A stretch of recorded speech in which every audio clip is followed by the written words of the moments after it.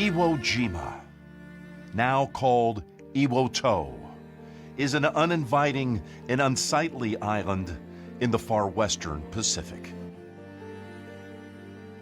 The World War II battle here is long over. There are no more bodies to be buried, and no more blood covering these black sandy volcanic beaches. Dormant volcano Mount Suribachi still remains, as does the continuous symphony of waves crashing onto the island's dark coastline. Today, the sounds of the Pacific Ocean are the same as they were on February 19th, 1945. Of course, now there are no screams of wounded and dying Marines, no sounds of artillery, mortars, and machine guns. Just turbulent whitecaps crashing against black volcanic rock that is the foundation of this desolate island. Americans landed here in the thousands at 9:30 that morning. The Japanese were entrenched in miles of underground caves and tunnels, waiting with one purpose: kill as many of the American invaders as possible. Today, volcanic steam still rises here from deep fissures on the gloomy landscape. A reminder that this 8-square-mile island is still alive in many ways, like some old monster that won't ever die. In early 1945, Iwo Jima needed to be taken and held. It was the most valuable piece of oceanfront real estate in the world. And the price paid per square foot here would be staggering. The fight was supposed to take days, but Americans would be here for 36. The hellish fight that once echoed here involved Marines and sailors. But there were also other men who fought here heroically. Many were much older than their fellow Americans who landed. Their battalion's distinctive motto in World War II was, "We build, we fight." And nowhere would those 4 words become more important than here on Iwo Jima in early 1945. 時はよし、一斉進発の命下る。同じを決して甲板を離れる空襲を叩く。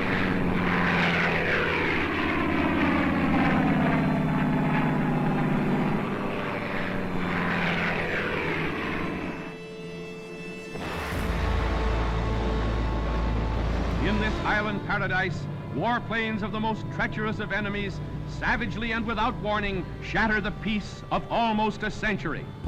America has been attacked without warning.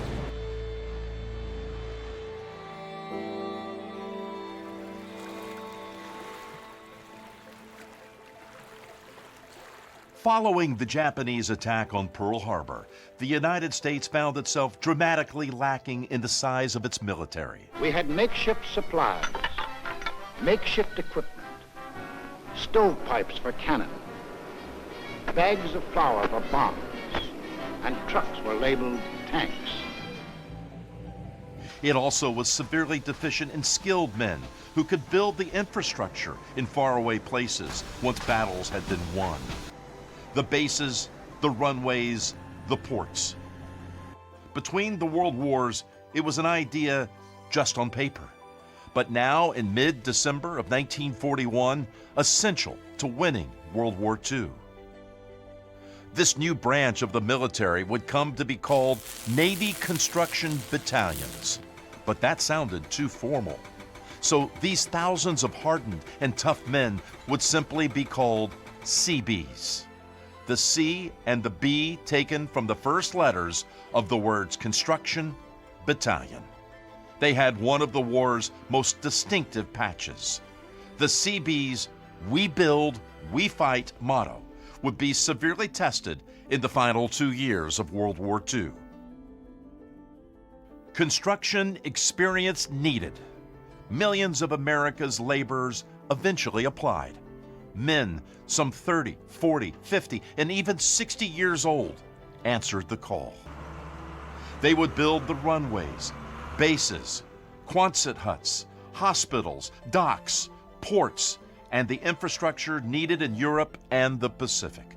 Oh, by the way, they were also told they needed to learn how to fight and kill, too.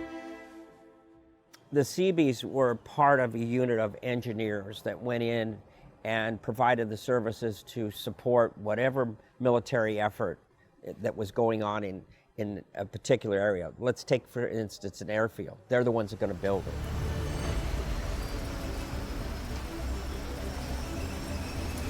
They're the ones that are going to supply all of the equipment, all the skills to get those up and running. They did it throughout the Pacific, and they did it here in Europe. They are also ones that would be able to construct bridges or put mobile bridges into effect, to repair roads. What people don't understand about this, many times they're doing it under fire. We shipped out fast through a West Coast port. You want to know how it was? It was hurry up. Hurry up and load. Carry our victory with us in wooden boxes. Just weeks after Pearl Harbor, the first official military trained naval construction, or CB Battalion, shipped out for overseas duty. They headed for the Pacific, where new bases and runways were desperately needed. The United States Pacific Fleet was still reeling from Pearl Harbor. Marvin Nottingham was 18 years old. So I had the principal appointment to the U.S. Naval Academy. I tried to get in, and I was partially colorblind, and they wouldn't take me. And I checked on the Seabees, and they didn't care whether I was colorblind or not. When the war started, teenager Ned Connor was hoping to work on airplanes, but the Navy had other plans. Got notice of being drafted and hoped to get into the ground forces of the Air Corps. But at that time, they were looking for the lowest level rating people, youngest, for the Navy Seabees. Remember the good old days? We were using American engineer equipment to build our skyscrapers and roads and bridges and dams. Big, slow-moving stuff, nice to look at on a lazy afternoon, digging the foundations for the skyscrapers. From 17-year-old boys just out of trade school to gray-haired veterans of World War I, the skill that helped to build our country goes to war. Recruiting efforts at home focused on America's labor unions. Charlie Teague ended up in the 3rd Special CB Battalion, a unit expected to load and unload ships at a pace never seen in American military history. When the war broke out, most everybody wanted to go do their part, so I didn't want to be a foot soldier in the Army, so I decided I'd join the Navy. Anyhow, we went to California to the Port Hueneme U.S. Navy Seabees training base.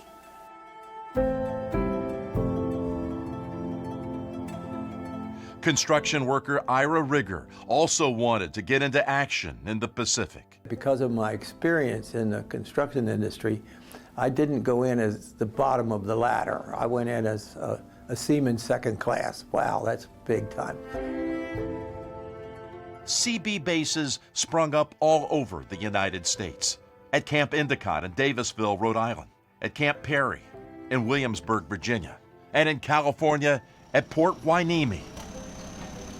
It was not uncommon for locals to hear bulldozers and backhoes in the morning and rifles and machine guns firing in the afternoon. But in 8 tough weeks, the Navy teaches the civilian craftsman to be a fighting builder. Infused with the Seabee spirit, we build, we fight. Seabees of the Navy, we can build and we can fight. A normal-sized CB battalion had over 1,000 men and officers. Seabees are more associated with the Pacific, but in the early years of the war in Europe, they were also building bases in North Africa, Sicily, and in Italy. But those Seabees responsible for setting up the beachheads, marking off the spaces for the LSTs and LCIs to come in, and directing the traffic that had to drive onto the beach in the face of that terrible enemy fire. The Germans were in awe of America's new military labor force. The Nazi war machine would continue to encounter the building and infrastructure work of the Seabees through D-Day in 1944 and beyond. CB workmanship proved a huge advantage for the Allies in Europe. Those crazy American engineers, they could build a 2-lane highway right into the front line. We could, too. But it's in the Pacific where the Seabees found their most challenging environment and enemy. It's also where their work turned the tide of the fight against Japan. It's where they became legendary. Their efforts began quickly, less than a year after Pearl Harbor. Seabees with rifles slung over their shoulders and riding bulldozers began coming ashore at Guadalcanal. They arrived 1 month after the August 7, 1942 landings by the 1st Marine Division. Yes, when you say Guadalcanal, you say Marines. But those Marines will be the first to tell you that if they made history at Guadal, those Seabees working and fighting shoulder to shoulder with them made something more tangible than history.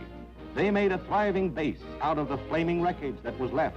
A Japanese runway on Guadalcanal was captured and completed by the Americans. It was later named Henderson Field. The Japanese wanted it back and bombed it daily. The Seabees would rebuild the airstrip every day, sometimes under heavy fire. Their weapons are not far away, and in particular, in the Pacific theater, they could be attacked, under attack immediately. It happened in Guam, it certainly happened in Tinian and Saipan and Iwo Jima, and even at the start, Guadalcanal.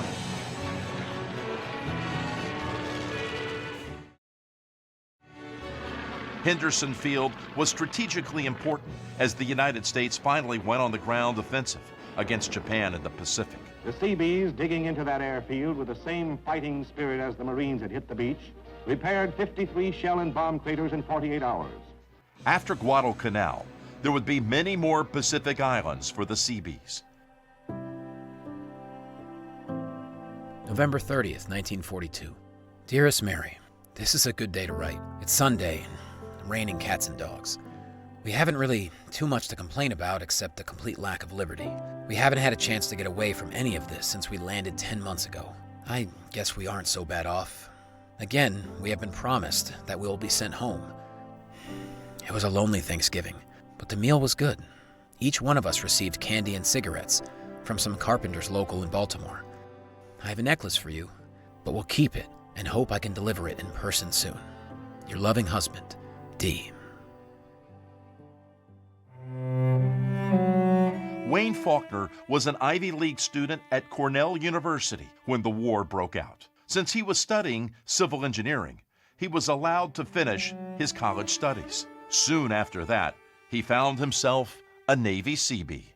At that time, they took all of the guys, fellows they had in the program who were civil engineer graduates and sent us to Camp Perry, Virginia for midshipman school. Most Seabees could handle any job assigned to them thanks to their varied backgrounds in construction. About that time, they were building a 1,000-man drill hall on Camp Perry, and they needed a restroom, all the plumbing done in a restroom. I was the plumber they chose to do it. And of course, I wasn't a plumber. The United States Navy wanted carpenters, construction workers, heavy equipment operators, concrete men, craftsmen, and builders. Men who could handle hard work, but also teach and instruct new CB recruits, people like Clint Trefethen. Just before I graduated, I went up to Cordova, Alaska on a job. It was a defense job, building an airport. Lunch hour and stuff, I'd get on an old cat and make a few passes, and that's how I learned how to run equipment. About the last 3 days after we had finished basic training, they give us aptitude tests, and it was about between 700 and 800 second-class seamen, and they woke us up in the loudspeaker system the next day and said, "Wake up, all you Seabees." I knew very little about the Seabees. In fact, I'm not even sure I knew about the Seabees when they told us we were going to be in the Seabees. I was really thrilled to get in it.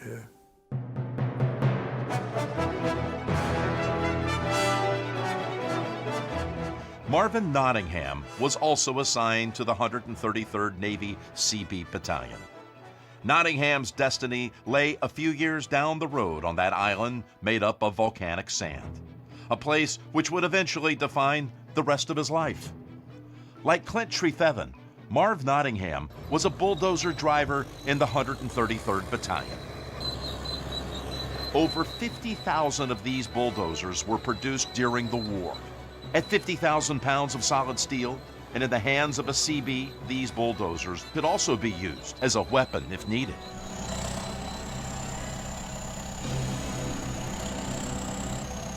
Well, when I was a kid in Wyoming, I worked on ranches frequently, so I knew how to drive tractors, so I got training. When we was at Fort Hueneme, they put me on a cat. This guy said, "Hell, you know more about running a cat than I do." And if you were a carpenter, they, of course, wanted you in. If you were a steel worker, they wanted you as a steel worker. The Seabees needed men like Clint and Charlie.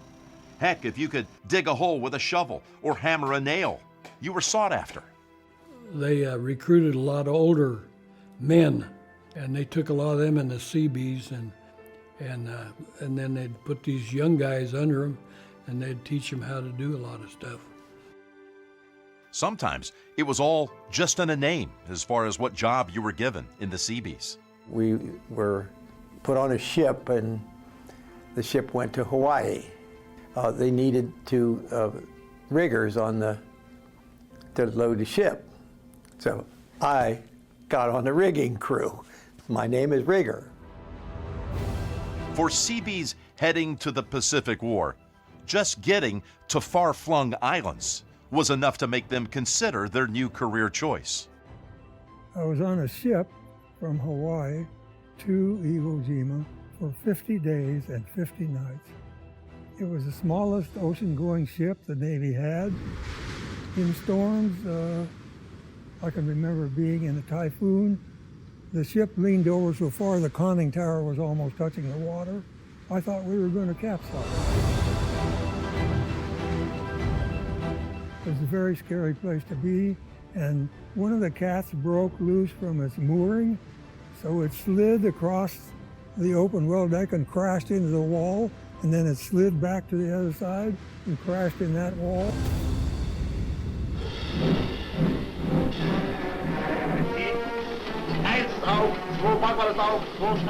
The Germans opened unrestricted submarine warfare. Japanese submarines and German U-boats in the Atlantic kept many Seabees up at night. Men wondered if the bottom of the ocean would be their final resting spot. It took us 45 days to get from California to the Philippines, which is unusual because we had to zigzag. They did that to evade any submarines. Billy Bryant graduated high school in the middle of the war in 1943, and that's when he joined the Seabees. At that time, you didn't know where you were going.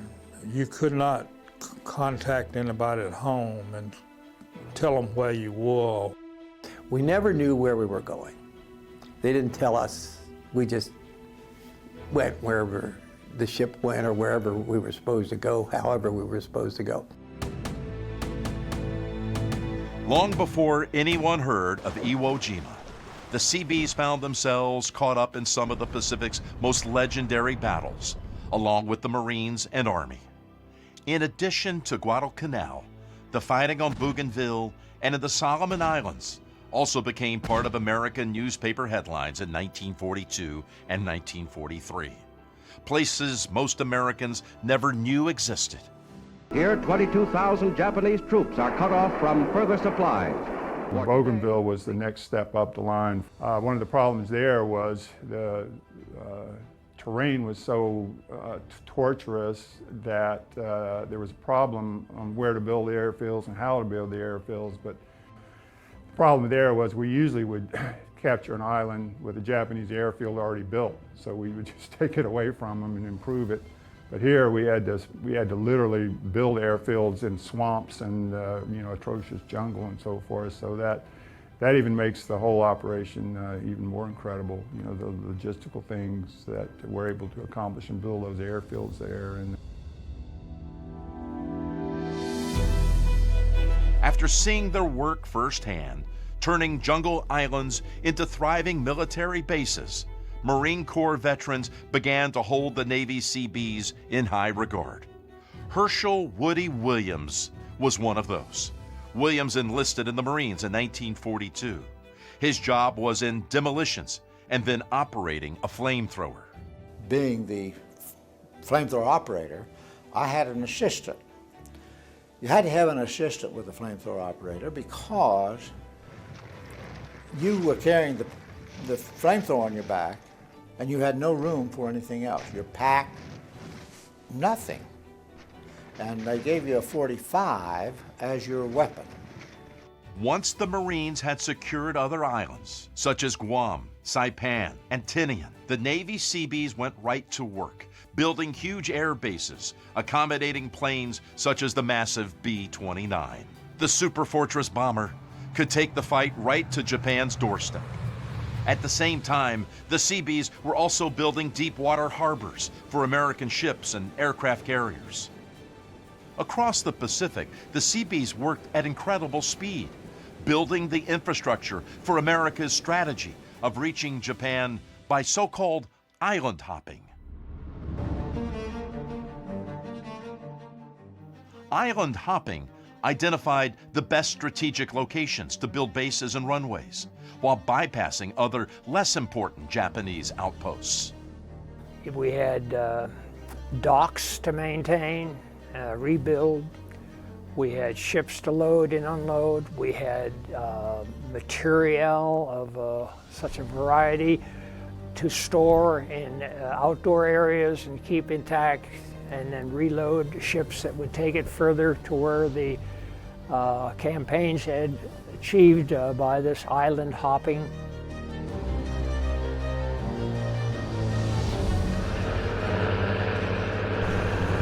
Building airstrips on coral, sandy islands was a challenge the Seabees met head-on. For runways, the American construction crews laid down what's called Marston matting. The metal perforated sheets were produced in Marston, North Carolina. Using Marston mats, the Seabees could lay down a jungle airstrip just about anywhere in record time. The steel sections of hooks and slots required only a sledgehammer and some strong men. By war's end, the Seabees had built an amazing 111 major airstrips across the Pacific, where before only jungle and coral had existed. May 12th, my dearest Irenka. The first V-mail I wrote was from Guadalcanal, where we stopped for a breather. Now I have another chance, but there's no telling where the next letter will come from. You can rest assured that I'll write at the first opportunity. Please do not worry, because I promise everything will come out all right. Prayers are good, you know? I pray for a soon return to you, for I love you endlessly, and we've been away much too long. Regards to everyone. Ever yours, Nat.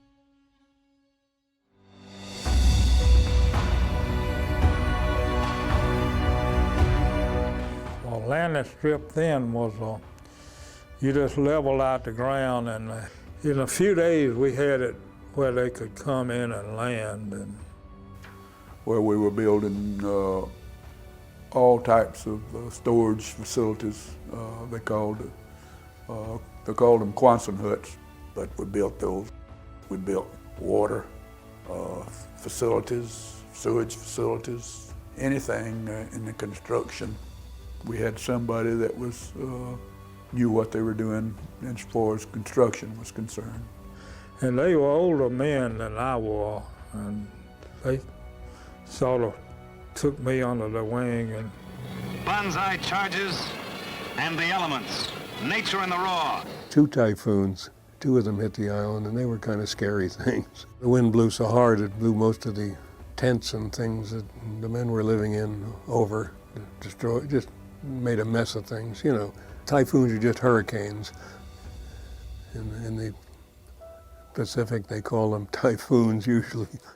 The Seabees faced many of the same challenges as their Marine and Army colleagues in the Pacific.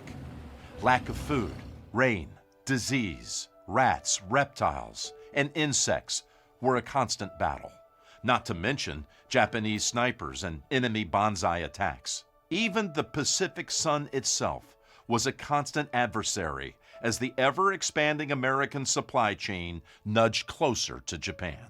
It was physically very hard, and it couldn't have been done by other than young, healthy people.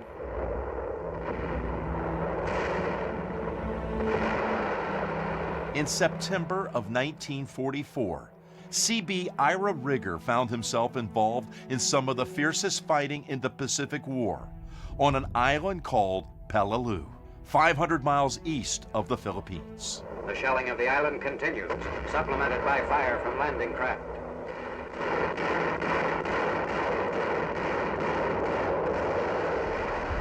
Peleliu was a bloodbath for the Marines and Army, which meant the Seabees also experienced the horror. They had chosen a small group of us, said load up tools, don't bother with any food or shelter, it'll all be there when you get where you're going. The landing crafts were charging into the beach, and because there was no food and there was no shelter, and we hadn't brought any with us. So the first thing we had to do was to find some way to deal with that. And since we were right on the heels of the Marines, their bodies hadn't been removed yet. So we went and took the sea rations and the ponchos off of the dead Marines, and lived for quite a while on the sea rations, and built shelters out of the ponchos. Now, we lost 8 men on Peleliu, but that was to malnutrition. And we were in sight of, most of the time, within about a half of a mile of a huge supply dump of food. But Peleliu was an island under MacArthur's command, and they was Army. And Army didn't feed the Navy. So we were on our own. We got our revenge with the Army. And they were bringing a barge in full of canned bacon and flour and sugar. They miscalculated the tide, and the barge got stuck out on the reef out from our camp. We very helpfully walked out and unloaded the barge for them. After that, you could, every night for a long time, you could smell bacon cooking in our camp, and we didn't have trouble with malnutrition for a while. You know, they called it a requisition. If we find something, I say we, I never did get involved in it, but if we needed something and we knew where it was stored, we would kind of confiscate it, so to speak, rather than using the word steal. Access to food seemed to be a constant worry on most Pacific islands during the war. Incredibly, however, unlike the Marines and the Army, drinking water was not a major issue for the Seabees. Their can-do work ethic and ingenuity invented a way to turn ocean salt water into crystal clear filtered water. We made our drinking water. It was a unique piece of equipment. Basically, it was like an automobile engine. Water was in this vessel that had this vacuum on it. It boiled at a lower temperature. Then the steam comes off, and it became water again, but this time it didn't have the salt in it.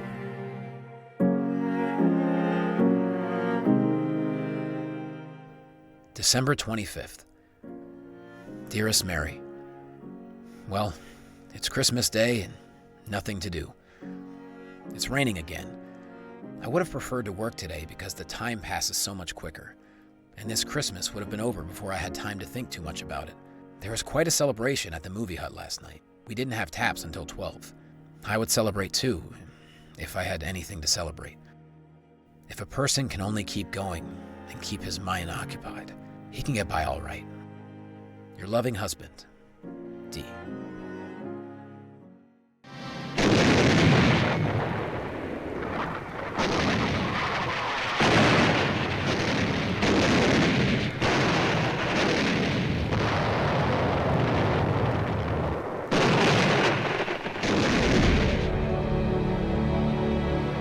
On the morning of February 19, 1945, United States Navy Seabees, along with Marines of the 4th and 5th Marine Divisions, found themselves heading toward an island roughly 760 miles from the Japanese mainland. Iwo Jima, or Sulphur Island in Japanese, would become one of World War II's most horrific battles. 8 square miles of landmass lay flat under the watchful eye of a dormant volcano named Mount Suribachi. Japanese airfields needed to be taken and rebuilt for use by damaged American bombers and fighters returning from attacks on Japan. 20,000 well-armed Japanese defenders were locked and loaded and waiting in miles of underground caves and tunnels on Iwo. 3 naval construction battalions were assigned to the 3rd, 4th, and 5th Marine Divisions for the invasion as shore support. And then, there it was, Suribachi, Iwo Jima. Then the Marines move in, and we start moving. Marvin Nottingham and Clint Trefethen were 2 of 1,100 Seabees of the 133rd Battalion who went ashore aboard a landing ship medium, or LSM, in the initial assault. We went in the first wave. We headed to the beach at 9:30. On the way in, we went by a battleship that shot off all of its cannon at the same time. I thought it was going to blow us out of the water. As we approached the beach, I saw another LSM, and it had 5 shell holes going down that way to the water level, and it was backing away from the beach. So obviously it had been shot at by the Japanese.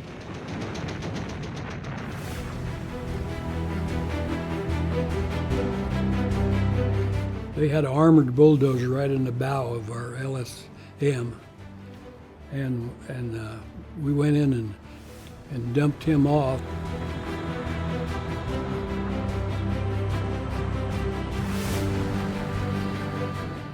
The doors opened, the ramp went down,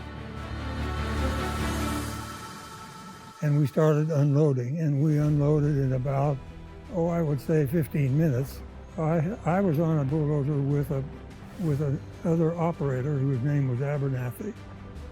And Abernathy and I went off on the beach and turned parallel to the water, and a mortar shell went off, and a piece of shrapnel hit Abby in the hand, wounded him. So we jumped off, and I was going to try to help his wound. I tried to tear his shirt, but it was new and I couldn't tear it. So I said, let's get back on the ship. And I left him there and went ashore.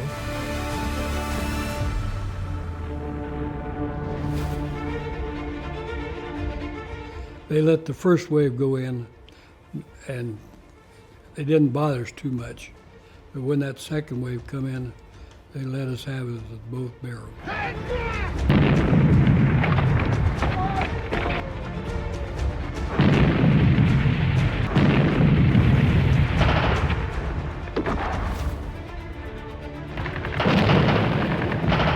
See Higgins boats coming in, they'd hit one of those Higgins boats, and the bodies be a-flying every direction. And there was several of them I saw, you know, and there's a lot you didn't see. I should tell you that I saw people killed in every possible way you could imagine. from blown into pieces that big to having a bullet hole in their heads. I lost friends to people stepping on mines and having both legs blown off. And you know something, I seen young Marines. They'd been in 4 different invasions before they hit Iwo Jima. And I seen some young kids who was completely white-headed. Their hair would just turn white overnight practically.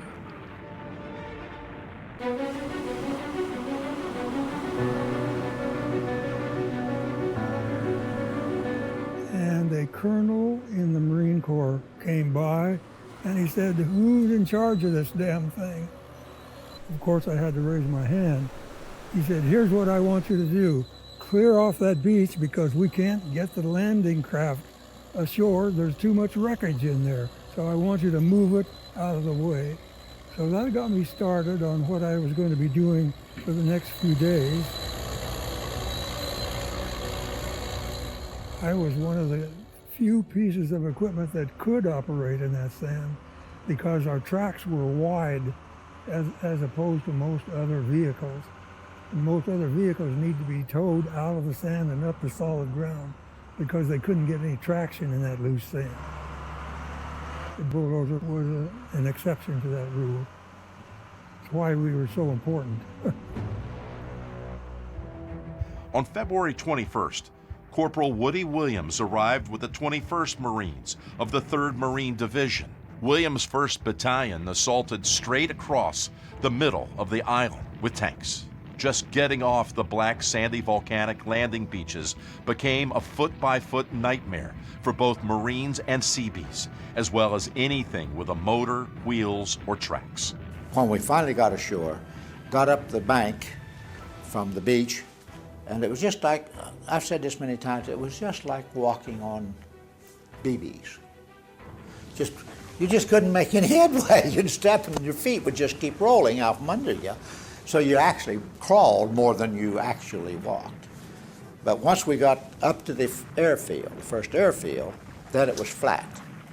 A lot of shell holes in the first airfield because they just bombed that thing to smithereens.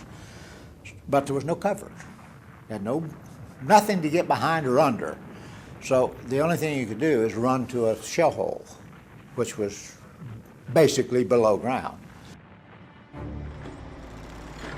It wasn't just the 3rd, 4th, and 5th Marine Division taking fire from the Japanese. The 31st, 62nd, and 133rd CB battalions on the beaches were targets as well. Anything that moved pretty much got hit with bullets, artillery, or mortars. No, I never really heard any bullets because that old motors were awful loud, you know. But you could see the tracers go by. The Japanese had every inch of Iwo Jima zeroed in. The American Navy offshore tried to lend a hand.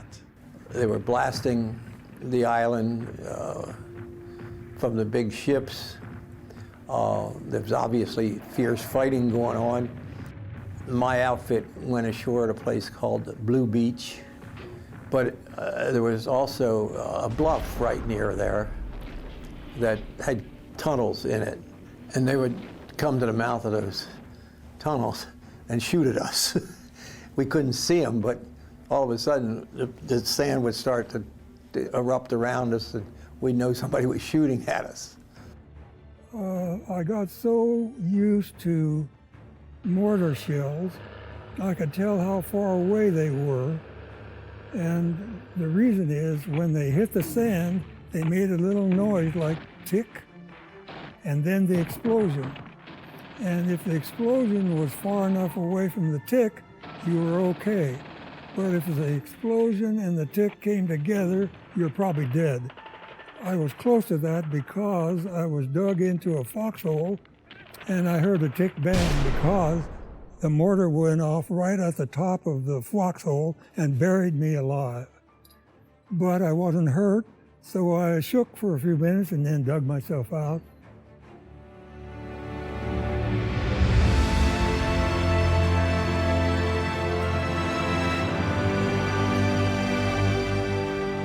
On the fourth day of the fight is when one of the most enduring images of World War II was captured by photographer Joe Rosenthal, the raising of the second American flag atop Mount Suribachi. Marines and Seabees were overjoyed, but it was just the start of the long, bloody fight for Iwo Jima that would last 36 days. Yeah, that was on the fourth day, and I watched the flag go up on Suribachi, and the response among the people around me was it stopped them in their tracks. It was an amazing sight. But suddenly, Marines around me raised up, jumped up, and started firing their weapons into the air, screaming and yelling and that kind of stuff. And I really thought everybody lost their mind there for a second. I couldn't figure out what was going on. And then I caught on what was going on because they were looking at Mount Suribachi, and then I looked, and there's Old Glory up on top of Mount Suribachi. So I jumped up and started doing the same dumb thing they were doing. It made us feel pretty good, but there was still a lot of fierce fighting going on at that time. It wasn't, you know, they said it was secured, but sure in hell wasn't, you know. When my grandchildren ask, Grandpa, what did you do in the big war? I'm just gonna answer, Stevedore, son. On the swing shift, CB Special. On that same historic day, a section of the 23rd Special Seabees, an all-African-American stevedore outfit attached to the 5th Marine Amphibious Corps, also hit the beach at Iwo Jima. The 23rd would support the Marines for the rest of the fight on Iwo Jima.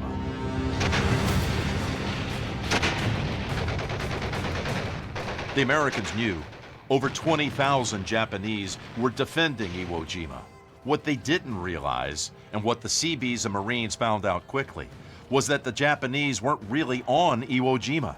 They were in Iwo Jima, hunkered down, and firing from miles of caves supported by a vast network of tunnels.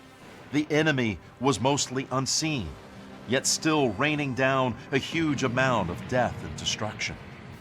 The whole island is a mine. They draw a bead on us again.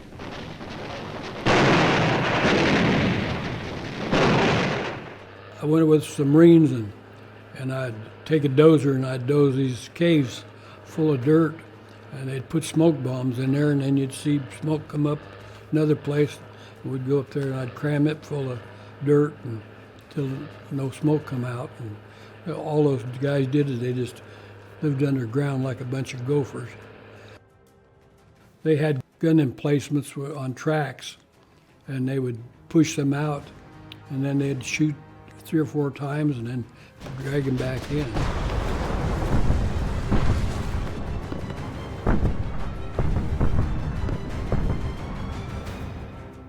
And all of that 70 days of bombing probably didn't kill more than 200 of them because they were all buried in caves. I was in a cave that you could drive a truck through. They'd put out little red flags wherever there was a mine. They'd go around with mine detectors. They had lots of mine detectors. And this particular area was, well, you know, I kept my eye on where these things were. Some lieutenant, he told me to go knock a terrace down to get a little tank over to get up. So the second pass I made, well, I blew the damn thing up. But so it kind of, I was about half just knocked me out and rum-dum and just split the skin under my leg, and I could get by with this side, but I couldn't walk with this side for a while. So they put me back, LSM I was on, and there was a seagoing tug towed us, 3 of us back to Saipan. So I stayed there a month and a half. Later, after healing, Clint Trethethan returned to Iwo Jima to reunite with his 133rd CB Battalion. Woody Williams, meanwhile, was busy making Marine Corps history on the island. It was at the end of the first airfield where most of these 800 pillboxes were. They were made so that they would protect the first airfield as well as the second one that they were building.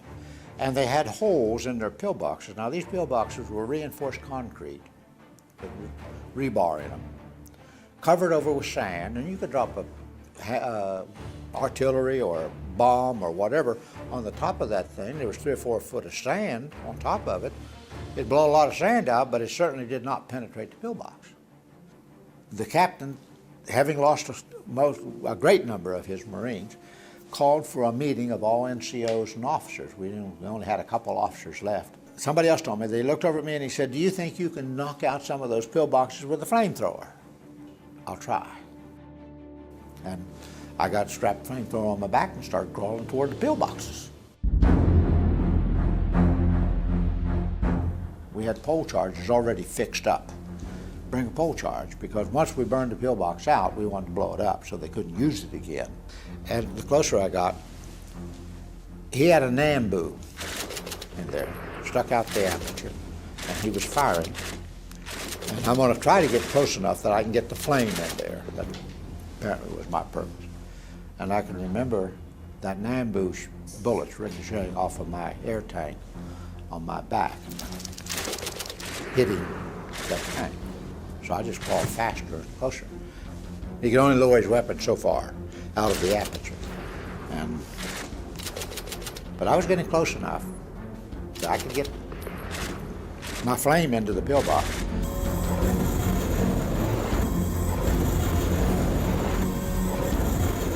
And they came charging. There were 5 or 6 or whatever of them came charging around the side of the pillbox.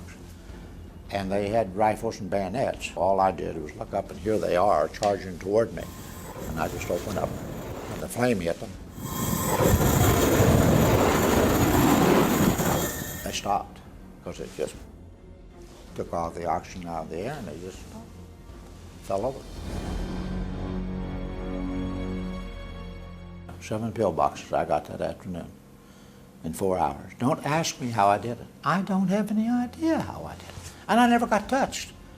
Woody Williams was later presented the Medal of Honor by President Harry S. Truman for his heroism on Iwo Jima. We called for artillery.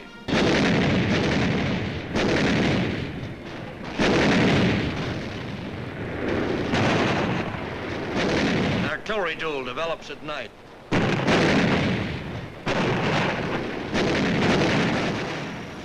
I was rolling along at probably 5 or 6 miles an hour. The grade foreman was waving his arms at me, running toward me, and then he turned around and ran the other way. So I figured something was wrong, so I pushed in the clutch and put my feet on the brakes. And he came over and he said, "Nottingham, get down off that thing. I want to show you something." The track had put a scratch in a 500-pound bomb. And they had a little blue red flag on it, which I didn't see, but bombs were all over the place. You never knew when you were going to run into one.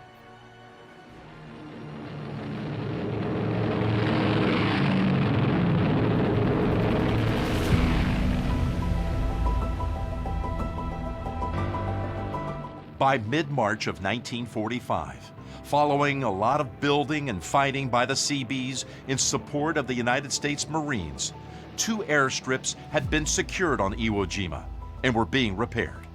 Soon after, American P-51 fighters and shattered B-29 bombers began to safely arrive, even as fighting was still ongoing between the Marines, Seabees, and Japanese. The 29s would come from Guam, Tinian, and Saipan and fly over Iwo Jima to Tokyo, drop their bombs, and come around and come back. Many of them were damaged. Some were only slightly damaged and could land on Iwo Jima. Some of them were damaged to the point where they had to be abandoned.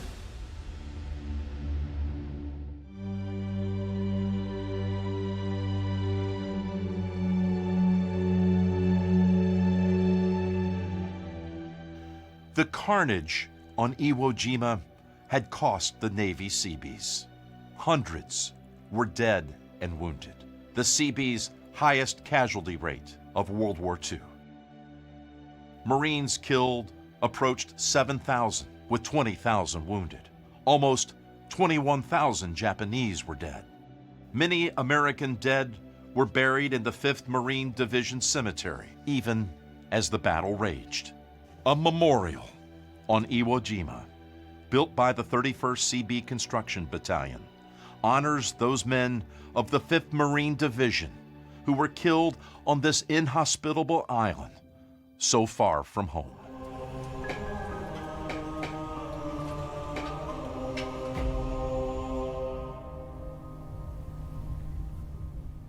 We are now prepared to destroy more rapidly and completely every productive enterprise the Japanese have in any city.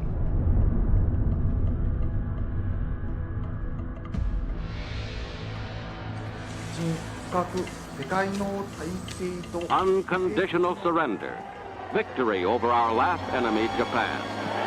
From coast to coast, the nation hailed the coming of peace and the return of happier days. Japs surrender. I thought, oh, we're going home. Well, we didn't go home for another 4 or 5 months because somebody had to take all this material and either get it ready for shipping back to the States, but in most of it, we pushed it off into the water. Sent us back to Guam, and we worked there for about a month and a half, and then they shipped us back over to San Diego and got my discharge. I was sent to Japan as part of the occupation forces. What was interesting to me about that is you go from a position of absolute hatred, I suppose you would say, at least you're trying to kill every Japanese you can see, to the point where you accept them as human beings again. But what irritates me so bad is that the United States gives the thing back to the Japanese. Everybody that I talk to is in the service. That irritated the hell out of us. I don't even want to see that damn place again.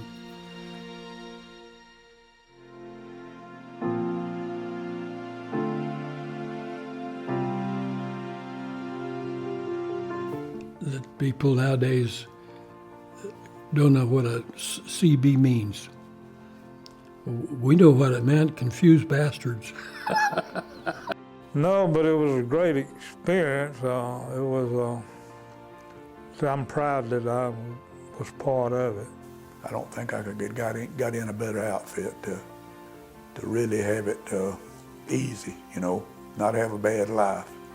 I feel so sorry for all the foot soldiers. It's very disheartening to see what they had to go through. I just thank God that I credit him for getting me in the Seabees.